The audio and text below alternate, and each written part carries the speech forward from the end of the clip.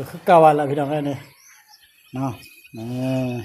เพิ่งไปทางนั้นก็เป็นสวนหญ้าเนาะกาดนี่อันนี้ก็แบบนึงเนาะพี่น้องเนาะ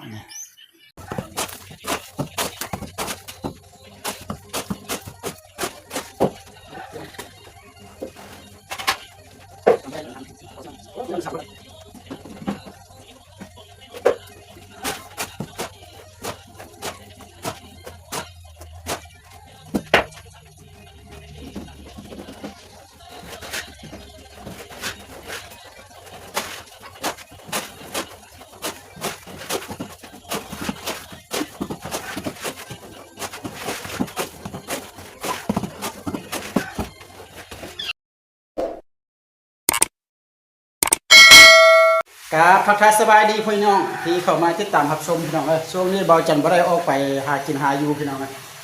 ค่าเห็ดเฮือนนี่อันนี้เราพี่น้องค่าสร้างเพิ่นมาสวยบวกเฮือนพี่น้องเนาะ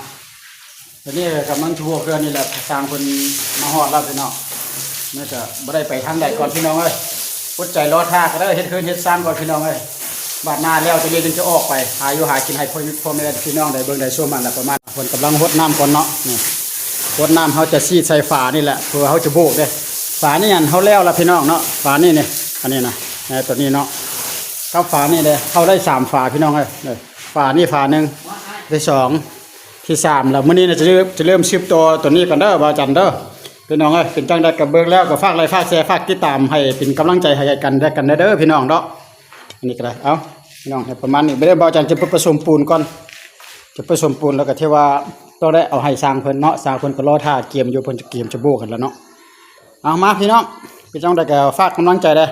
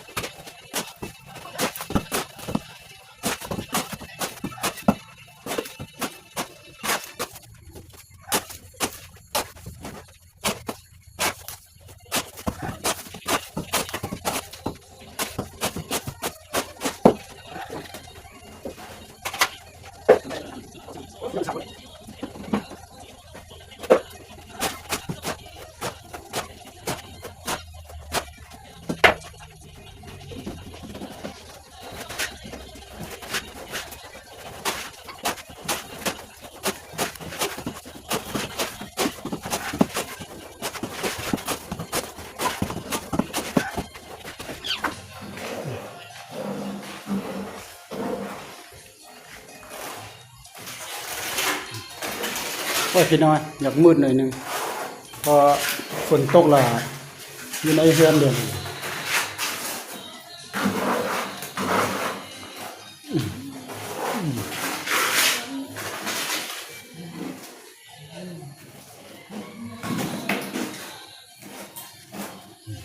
อะไรไฟปรับปรุงไปเทละเล็กเทละน้อยพี่น้อง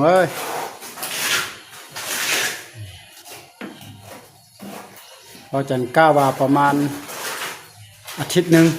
เรือประมาณ8 มื้อ9 มื้อนี่แหละอาทิตย์ป่าได้นึงละ2 คนมีอยู่10 บ่ายฝ่าพี่น้อง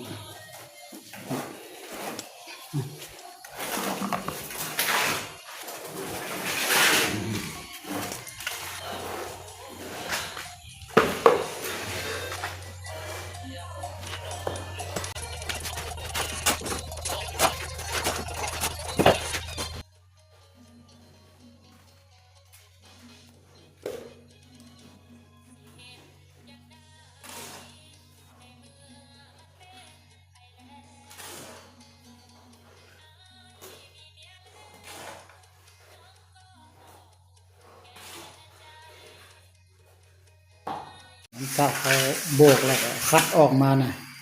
จะเป็นออกมาประมาณนี้นะแต่ว่ามันจะกลมกลืนกันแล้วก็มันแบบล้วนๆเลยเป็นงามๆเลย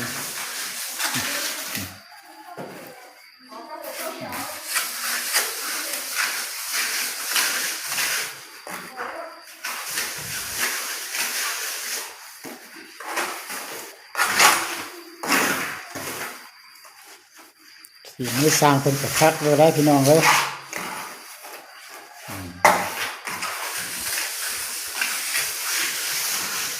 แต่พอดีได้1 ห้อง1 ฝา2 ฝา3 4ห้องหนึ่งจะมี4 ฝา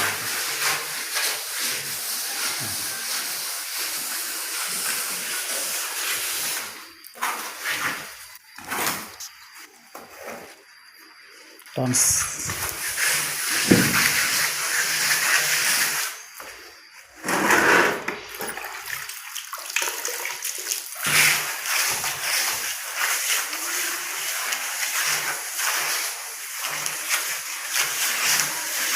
เช้าเขาผสม2 เป๋าหลังจากกินข้าวแล้วเขาก็ตอนแรกก็ผสม2 เป๋าแล้วเขาว่ามือ1 ต่อ 4 เป๋าพี่น้อง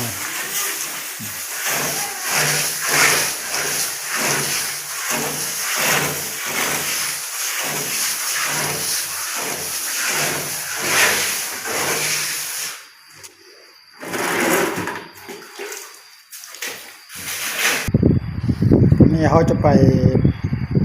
ผสมฝาในพี่น้องฝานี่เนาะเจ้าเขาได้ตัวนี้เขาผสมตัวนี้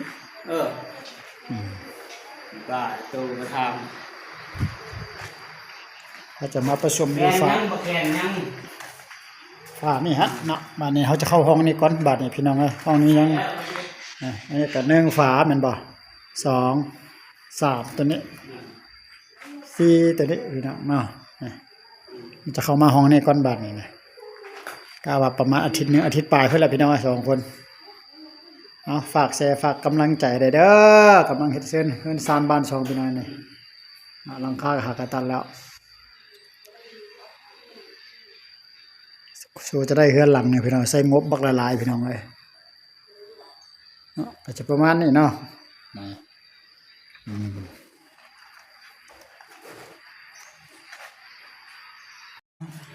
มื้อนี้นะเฮาก็ละเฮ็ดแต่พอมื้อนี้เฮ็ดแต่ฝาเดียวเด้อพี่น้องเอ้ยนี่เฮ็ดแต่ฝานี่แหละเพราะว่าได้แต่มื้อนี้เฮาประชุมแต่3 เป่าเพราะว่ามันค่ำแล้วมื้อนี้นะจังเริ่มมื้ออื่นไปเฮาต้องจะซื้อตัวนี้พี่น้องตัวนี้ได้แต่ตัวนี้แต่ถ้าสร้างคนเฮ็ดแล้วตัวนี้แล้วก็เฮาก็ถือว่าจะพักผ่อนยอดอารมณ์ละมันเริ่มมื้ออื่นจึงค่อยซื้อต่อว่ากันใหม่เนาะก็จะประมาณนี้พี่น้องเนาะอันนี้นะ